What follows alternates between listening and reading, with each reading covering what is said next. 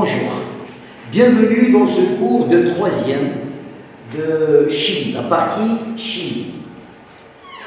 On va voir le titre, bien sûr, de la leçon, dans la partie des matériaux, réaction de quelques métaux avec les solutions aqueuses. C'est une leçon très importante, on va attaquer à aborder des notions de base de chimie. Réaction de quelques métaux avec les solutions aqueuses. Mais d'abord, qu'est-ce que c'est qu'une solution? Une solution aqueuse, mais avant, on va définir ce que c'est une solution.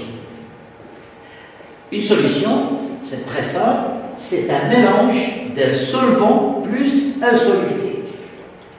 Donc là, on a un soluté, d'accord, et un solvant. Donc on dissout le soluté dans le solvant de telle manière à avoir une solution homogène. Donc une solution est un mélange homogène obtenu par dissolution dans un solvant. Je répète, une solution est un mélange homogène obtenu par dissolution de soluté dans un solvant.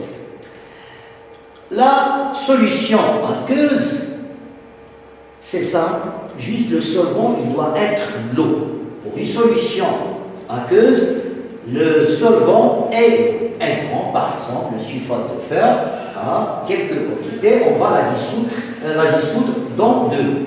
Donc, une fois le solvant est l'eau, on appelle la solution aqueuse. Très bien. Quelques exemples. L'eau salée, par exemple, on fait dissoudre une quantité de sel dans un verre d'eau, on a une solution aqueuse de chlorure de sodium. En chimie, dans les laboratoires, on a des solutions telles la solution de chlorure d'acide. Donc, chlorure d'hydrogène en dissolvant le gaz de chlorure d'hydrogène dans l'eau. Là, on a donné des exemples de solides, mais on peut faire dissoudre soit un solide, soit un liquide, soit un gaz. Dans notre vie, par exemple, on a affaire à pas mal de solutions. Une fois qu'on a des maux de tête, on prépare une solution d'aspirine. Exemple. Très bien. On passe maintenant comment déterminer, dans la vie active, il y a des types de solutions. Comment déterminer la nature d'une solution? La nature d'une solution aqueuse est déterminée, on va aborder deux techniques. La première, c'est avec le pH, la mesure de pH. Mais c'est quoi le pH? Un pH, c'est quoi? Un pH, c'est simple, c'est un nombre sans unité. Sa valeur est comprise entre 0 et 14, d'accord? Et il renseigne sur le caractère plus ou moins acide d'un liquide. D'accord? Donc le pH est un nombre sans unité, compris entre 0 et 14, qui renseigne sur le caractère plus ou moins acide d'un liquide. Donc, comme j'avais dit, la mesure de pH d'une solution aqueuse, on va la faire avec deux techniques. On va commencer par la première technique, c'est-à-dire la mesure de pH avec le papier pH. Le papier pH, bien sûr, c'est un ruban de papier dans une boîte, et dans cette boîte, on remarque qu'il y a des couleurs, et devant chaque couleur, il y a un chiffre, un nombre. Donc, à chaque couleur correspond un nombre sur la boîte, donnant la valeur du pH. Comment utiliser ce pH? Donc, on fait interrompre, par exemple, introduire le bout de papier du ruban dans la solution. Ce ruban va prendre une certaine couleur. On va comparer la couleur avec les couleurs de la boîte et on va voir le nombre qui est devant la boîte. Donc le papier pH est trempé dans une solution. Il prend des couleurs selon la nature de la solution testée. Je répète, pour la technique de la mesure de pH, c'est ça. D'abord, la description du papier du pH, il y a un ruban qui est dans une boîte. Cette boîte envoie des couleurs. Et chaque couleur, devant chaque couleur, il y a un chiffre, il y a un nombre, d'accord, qui va nous renseigner sur le type de solution. Donc à chaque couleur correspond un nombre sur la boîte, donnant la valeur du pH de cette solution. Donc, comment utiliser? Ou bien on interrompt, donc tremper, ou bien on peut bien sûr utiliser une pipette et poser quelques gouttes sur le papier. Donc le papier pH, une fois trempé dans la solution, il va prendre une couleur. Donc cette couleur on va la comparer avec les couleurs sur la boîte et on va voir le nombre qui est devant la couleur, et ce nombre va nous renseigner sur le type de la solution. Très bien. La deuxième technique, c'est la mesure avec pH. Donc la mesure avec pH, le pH qui est un appareil constitué bien sûr par un boîtier et il est relié à une électrode. Donc le pH est un appareil de mesure constitué d'une électrode reliée à un boîtier électronique indiquant la valeur du pH sur un écran, bien sûr l'écran. Donc là, c'est simple pour l'utilisation. Et il suffit juste, bien sûr, pour mesurer le pH d'une solution aqueuse avec le pH mètre, de plonger l'électrode dans la solution. Voilà. Et le chiffre, bien sûr, qu'on va voir sur l'écran. Bien sûr, avant l'utilisation du pH mètre, il faut le rincer avec de l'eau distillée avant et après la mesure. Bien sûr, pour conserver le pH mètre. D'accord.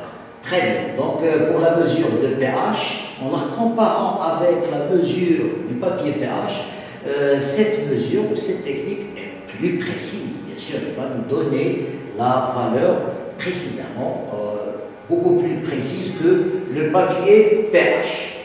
Très bien.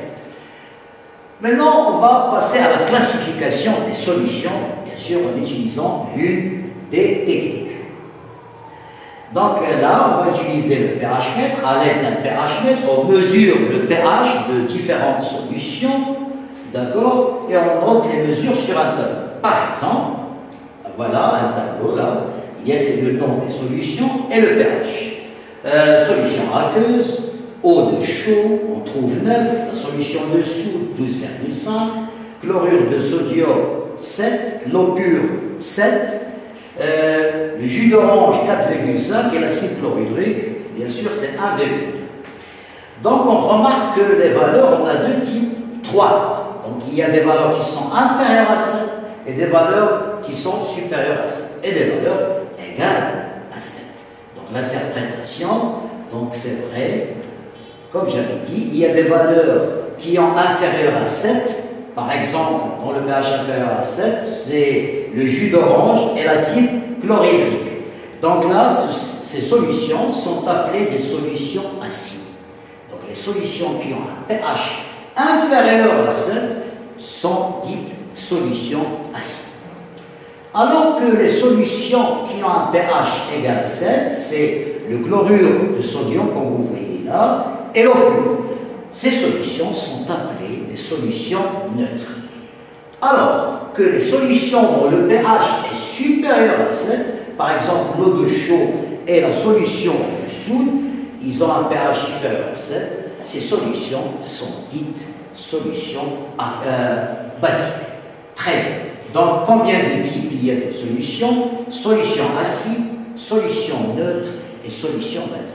Solution acide, pH inférieur à 7, solution neutre, pH égal à 7, et solution basique, pH est supérieur à 7. Donc, c'est ce qu'on va écrire dans la conclusion. Donc, on classe les solutions aqueuses en trois catégories. La valeur de pH permet d'évaluer l'acidité ou la basicité d'une solution aqueuse. Comme j'avais dit, les solutions acides ont un pH inférieur à 7, alors que les solutions neutres ont un pH égal à 7 et les solutions basiques ont un pH supérieur à 7. Très bien. Donc, pour ces solutions, on va aller un peu très loin. Donc, cette acidité, elle est due à l'ion H+. Donc, pour les solutions acides, ils ont l'ion H+, plus que les ions OH-. Donc, pour les acides, donc je vous ai dit, on va expliquer un peu plus précisément en s'appuyant sur l'existence de deux ions. Deux ions qui sont très importants, c'est l'ion H+, d'accord, et l'ion OH-. Donc, pour les acides, les solutions acides, la solution acide contient plus d'ion H+, que d'ion OH. Alors que les solutions neutres, ils ont autant d'ion H+, que d'ion OH. Donc, la solution aqueuse, dont le pH est égal à 7, contient autant d'ion H+, que d'ion OH. Pour les solutions basiques, là, le contraire, la solution contient plus d'ion OH- que d'ion H+. Très bien. L'échelle de pH, comme vous voyez là, l'échelle de pH qui va de 0 à 14, donc pour une remarque très importante, là, le pH, vous voyez la flèche de gauche là, la flèche, le pH, bien sûr, il diminue plus que l'acidité augmente. Et alors que la basicité augmente plus que le pH augmente. D'accord? Donc une solution est plus acide si son pH est plus petit. Une solution est plus acide que son pH est plus petit. Alors qu'une solution est basique, plus basique si son pH est plus grand.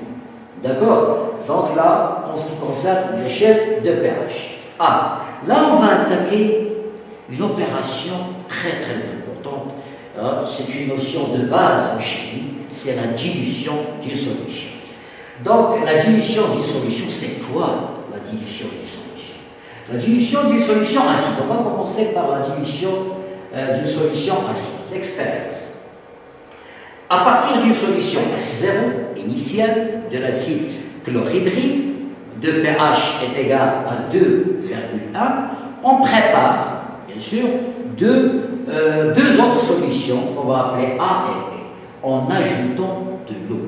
Donc, lors d'une dilution, on ajoute encore de l'eau. Donc, on ajoute de l'eau. Voyons l'expérience. Pour la solution initiale, là, la solution à gauche, c'est ce qu'on appelle la solution initiale, vous pouvez trouver, c'est la solution mère, acide chlorhydrique. Il a un pH égal à 2,1. La solution A, comment on prépare la solution A? La solution A, on prend 10 ml de la première solution d'acide chlorhydrique et on va ajouter 90 ml d'eau distillée. Comme ça, on a une solution, on a préparé une solution dilution. Donc vous voyez, on va prendre juste 10 ml d'acide chlorhydrique et on va en ajouter 90 ml d'eau distillée. Très bien. Donc là, c'est la première solution A, qu'on appelle la solution A, diluée. De cette solution, à partir de cette solution, on va aussi préparer une deuxième, puisqu'on va faire la même chose, prendre 10 ml de cette solution et on va en ajouter 90 ml d'eau. Donc, et on mesure le pH. Regardez la valeur de pH. Comment il varie? Donc, on a 2,1, 3,1 et 4,1. Cette valeur a-t-elle augmenté ou diminué? Sur la augmenté. Très bien, l'interprétation. Donc, comme j'avais dit, la valeur de pH, qu'est-ce qu'il a fait lors de la dilution? La valeur augmente. D'accord? Donc, la valeur, on observe que le pH de la solution S0 est inférieur au pH de la solution A, est inférieur au pH de la solution B. On déduit que la dilution provoque une augmentation de pH.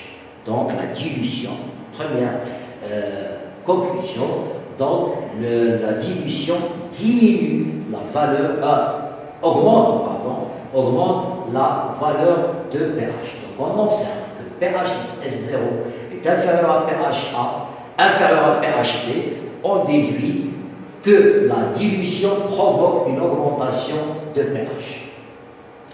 La conclusion. Donc la conclusion, c'est quand on dilue une solution acide, il devient, comme j'avais dit avant, une fois le pH augmente, l'acidité, qu'est-ce qu'il fait? Elle diminue. Donc, quand on dilue une solution acide, elle devient moins acide et son pH augmente.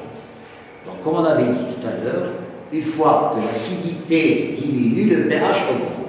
Lors de la dilution, on observe que le pH, la valeur de pH augmente. Donc, son acidité diminue. C'est une conclusion très importante. Quand on dilue une solution acide, elle devient moins acide et son pH augmente. Très bien. Dilution, on va faire la même chose, mais avec une solution basique. La même expérience. Donc là, la solution S0, ça va être une solution d'hydroxyde de sodium. De pH 12,2. On prépare deux autres solutions en ajoutant de l'eau, bien sûr, distillée. De l'eau, de l'addition. Et on mesure le pH. La même technique, on va faire de même qu'on avait fait pour les acides. On va prendre la solution mère, d'accord, d'hydroxyde de sodium, et on va prendre 10 ml de cette solution. On va en ajouter 90 ml d'eau, et puis après, c'est la solution A. Et de la solution A, on va prendre 10 ml de la solution A. Pour préparer la solution B, on ajoute 90 ml d'eau distillée. Très bien, c'est la préparation de la solution. D'accord. Là, comme on avait dit, voilà les valeurs de pH. On a 12,2 pour la première solution. La deuxième solution, c'est 11,2. Et la troisième, c'est 10,2. Donc là, le pH, comment il a varié? Donc là, il a diminué. D'accord? Donc on regarde bien qu'on observe que le pH de la solution S0, qu'on appelle la première solution, on va l'appeler la solution S0. Le pH de S0 est supérieur à pH A, supérieur à pH B. On en déduit que la dilution provoque la diminution de pH. Donc, on observe que le pH S0 est supérieur au pH A et supérieur à pH B. Donc, on en déduit que la dilution provoque une diminution de pH. Donc, la conclusion, très bien. Donc là, la diminution de pH. On avait vu avant qu'une fois que le pH pour les solutions basiques, une fois que le pH diminue, la basicité diminue. Donc là, c'est vrai que quand on dilue une solution basique, il devient moins basique et son pH diminue. C'est une très importante conclusion. Quand on dilue une solution basique, il devient moins basique et son pH diminue. Très bien. La conclusion pour générale, si vous voulez, donc la dilution d'une solution est un procédé qui consiste à obtenir une solution moins acide et moins basique à celle de départ. Donc la dilution, pour les deux solutions, c'est-à-dire en général, la dilution l'opération de dilution d'une solution est un procédé qui consiste à obtenir, bien sûr, une solution moins acide et moins basique à celle de départ. Lorsqu'on dilue une solution acide ou basique, la valeur du pH, dans tous les cas, pour les acides, la valeur de pH augmente. Pour les solutions basiques, la valeur de pH diminue. Donc, pour les deux, la dilution d'une solution acide ou d'une solution basique fait tendre à approcher la valeur du pH vers la valeur de sel. Donc, vous voyez là, le pH d'une solution acide augmente, alors que le pH d'une solution basique diminue. Donc, lors d'une dilution d'une solution acide ou basique, la valeur du pH se rapproche de la valeur 7. Très bien. Pour les dangers, ces solutions acides et solutions basiques, bien sûr, elles présentent des dangers. Donc, on va citer quelques dangers et bien sûr les conseils pour, bien sûr, les éviter. Très bien. Les dangers. D'abord, pour les solutions concentrées, toutes les solutions concentrées sont dangereuses. D'accord? Donc, les solutions concentrées sont dangereuses car elles sont très corrosives. Elles provoquent des brûlures graves par contact direct avec la peau. Vous voyez là l'exemple. Là, j'ai essayé d'éviter, mais quand même, pour vous montrer le risque qu'on peut bien sûr courir si on manipule sans faire attention, bien sûr, avec des solutions concentrées. D'accord? Donc, aussi, un conseil, bien sûr, pour les acides, il ne faut jamais, on dit, il ne faut jamais donner à boire à un acide. Donc, ajouter de l'acide à l'eau pour éviter la volatilisation des gouttes d'acide. On pourra avoir des projections qui peuvent aller même au visage. Donc, il faut ajouter de l'acide à l'eau, c'est bon, et non pas de l'eau à l'acide. D'accord? Parce qu'il peut causer des projections et c'est très dangereux. D'accord? Maintenant, pour, bien sûr, dans le commerce, on fait, bien sûr, pour bien connaître les dangers, on rencontre souvent des pictogrammes, des schémas, des pictogrammes sur les étiquettes des flacons contenant ces solutions. Pour bien sûr, prévenir les gens qui vont acheter ces produits du danger du produit. On a des schémas, des pictogrammes qui vont, comme c'est les exemples que vous voyez là, ce sont des pictogrammes qu'on va voir tout de suite. Ces pictogrammes nous donnent une idée de la gravité, d'accord, et du danger qu'on peut courir en utilisant ces produits. D'accord? Voilà le pictogramme de danger qui est très important à connaître, bien sûr. Des matières explosives, comme vous voyez le schéma, d'accord, de gauche, la matière inflammable, d'accord, et les schémas, donc la matière comburante, le gaz sous pression, la matière corrosive dans les acides et les gaz, bien sûr, pour voir, et la toxicité aiguë catégorie, d'accord, catégorie 1, 2, 3, les toxicités, bien sûr, ça dépend du degré, les risques pour le danger pour le milieu aquatique. De toute façon, ces pictogrammes nous renseignent sur le danger et la gravité de la matière. Très bien. Les précautions. Les précautions, bien sûr, ne pas toucher, ne pas goûter ou inhaler, c'est-à-dire respirer les odeurs des solutions, bien sûr, quand on voit ce schéma. Et là, pour les acides de base, bien sûr, qui sont concentrés. Donc, ne mélangez pas des solutions concentrées, des solutions inconnues. Ils peuvent causer ou produire des produits très dangereux. Donc, il ne faut pas mélanger des solutions concentrées, c'est risqué. Donc, les deux précautions, je vois, qui sont très très importantes. Ne pas toucher ou goûter ou inhaler les solutions, c'est-à-dire respirer les odeurs. D'accord? Ne pas mélanger les solutions concentrées avec des solutions inconnues. Utiliser. Pour éviter tout ça, bien sûr, il faut utiliser des gants au laboratoire, des lunettes de protection, bien sûr, et la blouse. Ça, ce sont les moyens de précaution qu'on peut porter dans les laboratoires. Donc, utiliser des gants, bien sûr, des lunettes de protection et une blouse. Très bien. Maintenant, l'essentiel. On va essayer de récapituler tout ce qu'on avait vu avant. D'accord? Donc, les solutions aqueuses peuvent être acides, basiques ou neutres. Le pH d'une solution renseigne sur son caractère acide, neutre ou basique. On peut les mesurer avec du papier pH ou avec du pH mètre. Une solution neutre a un pH égal à 7 et contient autant de H+ que de OH. Une solution acide a un pH inférieur à 7 et contient plus d'ions H+ que de OH. Une solution basique a un pH supérieur à 7 et contient plus d'ions OH- que d'ions H+. La dilution d'une solution acide provoque une augmentation de pH, de son pH.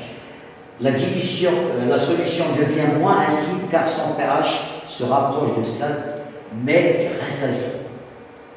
Un acide ou une base concentrée sont des produits corrosifs. À faire attention. Très bien.